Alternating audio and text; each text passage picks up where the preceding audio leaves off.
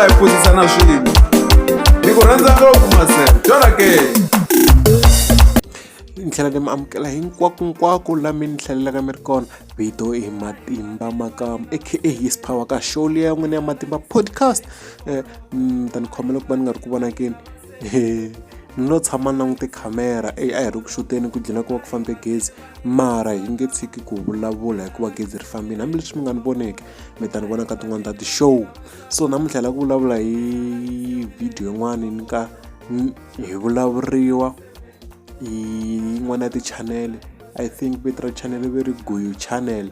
So ku ve na a hi kha hi vona yin'wana ya ti-video ta vo va kha va vulavula ku biha hi hina or komisa rinyadzo.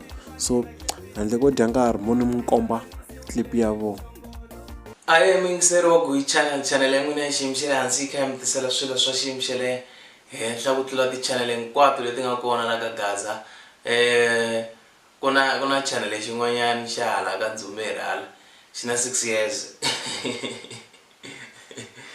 hi channel leyi nga na 6 years mara xi na ti-subscribers tin'wanyana titsongo ngopfu va ri i Matimba Podcast. A xi hi judge.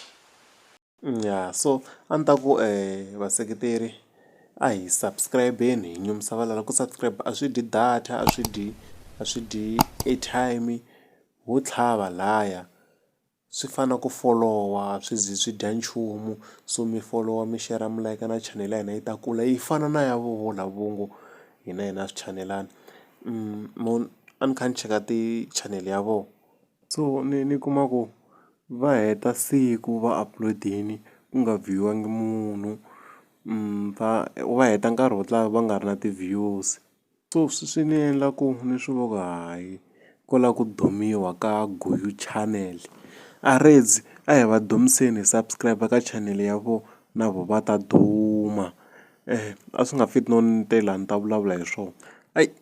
Mi nga vula ku subscribe hi ta hlangana ka nkarhi lowu taka mo ni rindzela gezi hambi ri ta vuyaki.